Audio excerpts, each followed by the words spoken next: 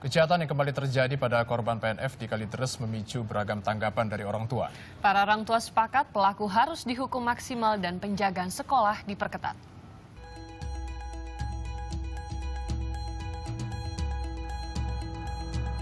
Aduh, ngeri sekali ya, terutama ya saya pesan sama orang tua yang lainnya supaya lebih hati-hati mengawasi anak-anak, apalagi kalau mereka tuh belum dijemput sekolah. Ngeri ya, ini kayaknya ada rasa khawatir juga kalau misalnya itu kejadian di lingkungan saya sendiri gitu. Kaget ya pasti ya gitu, terus khawatir anakku juga ada perempuan gitu kan, ya khawatir takut seperti itu.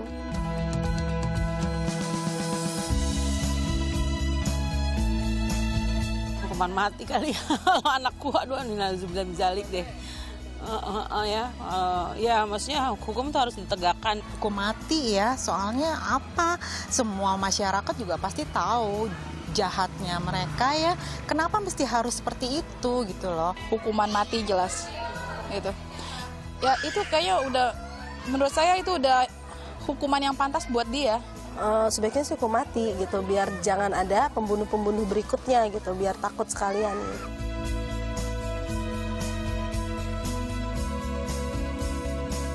Pemerintah Jakarta dan pusat mereka harus tegas ya untuk menindaklanjuti kasus ini, karena kasus ini kan bukan yang pertama kali kita alami ya. Lebih ketat lagi penjagaan di sekolah gitu, supaya anak-anak jangan keluar masuk bebas, seperti ada satpam gitu dari pihak sekolah sendiri gitu, ada pihak aparat keamanan, ada kalau perlu polisi juga ada satu orang bertugas di sekolah gitu. Undang-undangnya kayaknya juga masih belum dilakukan secara betul-betul. Masih ada banyak toleransi di kanan dan kiri. Saya rasa memang pemerintah harus mengkaji ulang sebagaimana mereka harus melakukan itu secara tepat. Itulah suara masyarakat. Komunikasi orang tua dengan anak yang belum optimal serta kepastian hukum yang jelas tentang hukuman pelaku kekerasan pada anak harus jadi perhatian utama pemerintah. Ini sebenarnya udah gawat darurat anak banget nih gitu, harus ada penanganan tertentu yang segera radikal dilakukan untuk supaya ini tidak terulang dan terus terulang seperti ini lagi gitu kan. Nah jadi kalau balik lagi pertanyaan tadi, kenapa ini terus terjadi, karena buat saya pertama dasar hukumnya belum jelas. Tanggapi kasus ini, KPAI dan pemerintah kembali mewacanakan perlunya dibentuk Satgas Perlindungan Anak. KPAI sudah menginisiasi pembentukan Satgas Perlindungan Anak berbasis RT RW, sudah ada beberapa pilotingnya. Dan ini menjadi baik jika itu menjadi program nasional. Namun sayang, pemerintah baru merancang pertemuan untuk mewujudkan Satgas Perlindungan Anak. Rencananya kegiatan ini akan digelar dalam skala nasional. Saya sudah minta ke Kepala Badan Pemberdayaan Perempuan untuk mencari satgas dari setiap provinsi.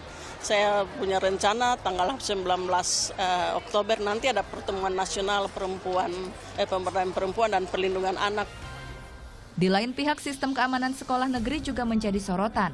Menteri Pendidikan dan Kebudayaan Anies Baswedan menekankan pentingnya pengawasan anak didik melalui internal sekolah, misalnya melalui guru piket. Yang penting bukan aturannya, tapi pada implementasinya. Karena aturan sudah ada, kan ada guru piket. Kalau ada orang datang ketemu guru piket, tapi kalau itu tidak dilaksanakan, ya tentu aja pakai aturan seperti apapun akan tidak terjadi. Kasus kekerasan yang menimpa anak terus meningkat. Sejak tahun 2010 hingga 2014, Komisi Nasional Perlindungan Anak menerima sekitar 21 juta laporan pengaduan kejahatan terhadap anak. Laporan terkumpul dari 48 lembaga perlindungan anak yang tersebar di seluruh Indonesia. Mirisnya 50% diantaranya didominasi kejahatan seksual. Tim Liputan melaporkan untuk NET.